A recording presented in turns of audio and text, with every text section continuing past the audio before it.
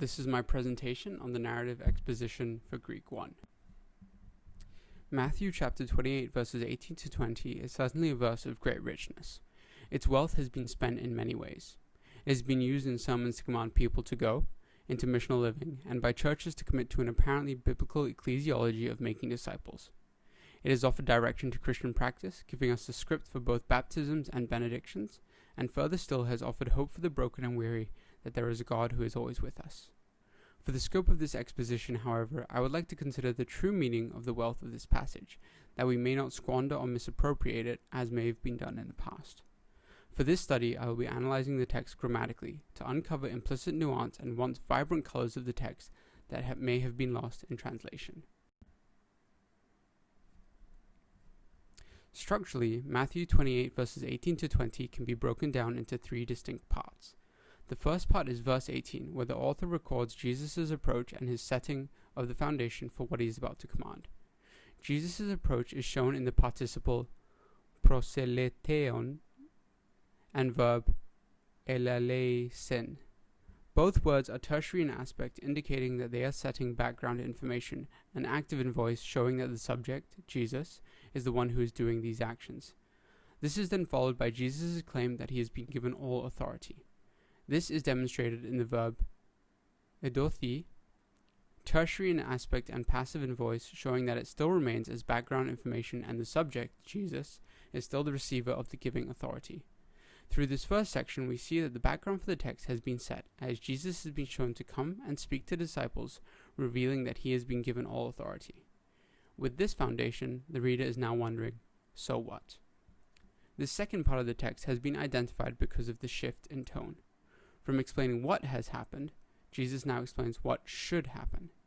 In a series of ideas familiar to most Christians, Jesus explains that his disciples should go, make disciples, baptizing them and teaching them as they have been taught by Jesus. Grammatically, only baptisontes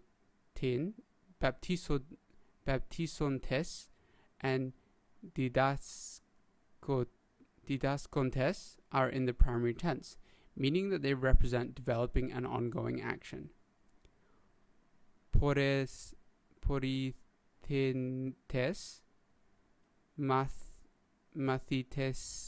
mathitesate, and enetelemin are all in the tertiary tense, indicating that they are showing background information.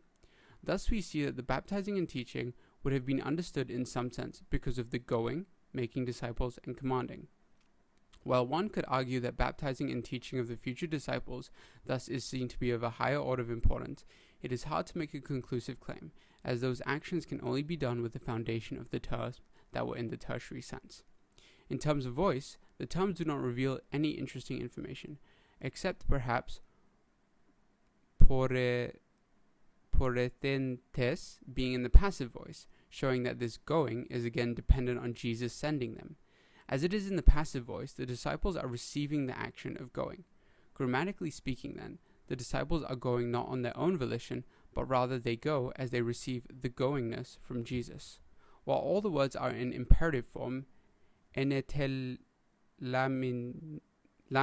is in indicative form, showing that, somewhat counterintuitively, since it is indicative and not imperative, it is of certain significance and would have stuck out to the original readers and hearers due to the certainty and surety of the indicative form.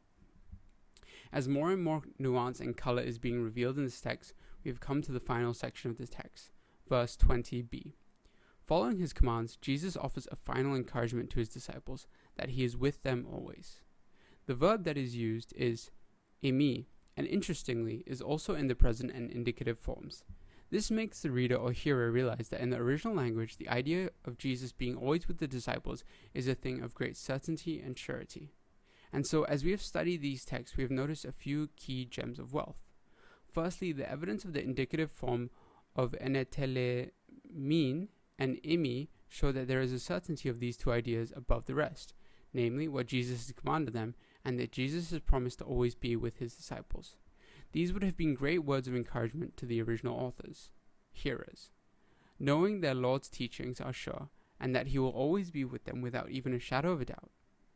Additionally, we see that baptisontes and diadascontes, being in the primary tense, show that baptizing and teaching are actions that are continually ongoing and will be carried out on the foundation of the tertiary ideas of going, making disciples, and doing so in the light of what Jesus commanded. Through this brief study, I've come to see that as I study Matthew chapter 28 verses 18 to 20 in the original language, there is much more depth to the words of Christ than what I've originally been told. It is not just about going, discipling, teaching, or baptizing. It is about the sure confidence that we have in the teachings of Christ and his ever-presence with us, and thus knowing that as we go out into the world, a result of him giving us goingness, we baptize, teach, and make disciples on his terms and not on ours. Therefore, rather than a verse used to challenge and sometimes even strong-arm people into doing what they are resistant to, I have come to see how this verse shows us how we are lovingly convicted into action, and that approach seems much more Christ-like than what we are often told.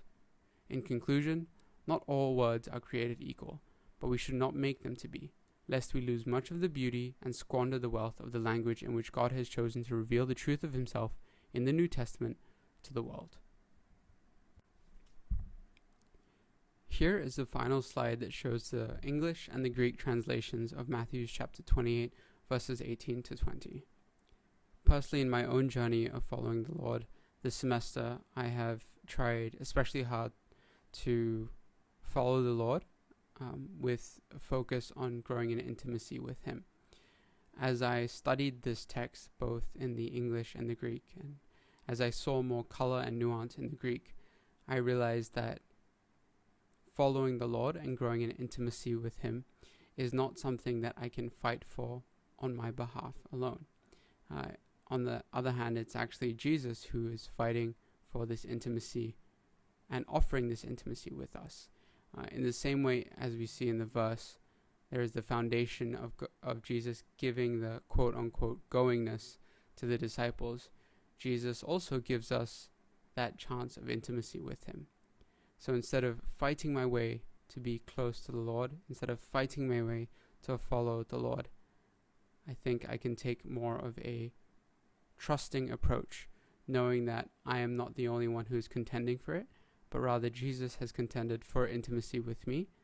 Jesus has contended to be my Lord, and all I need to do is trust and commit and attempt to follow him. And so that's how this verse has personally encouraged me in my own walk with the Lord. It's not what I can do, but rather what he has done. Thank you.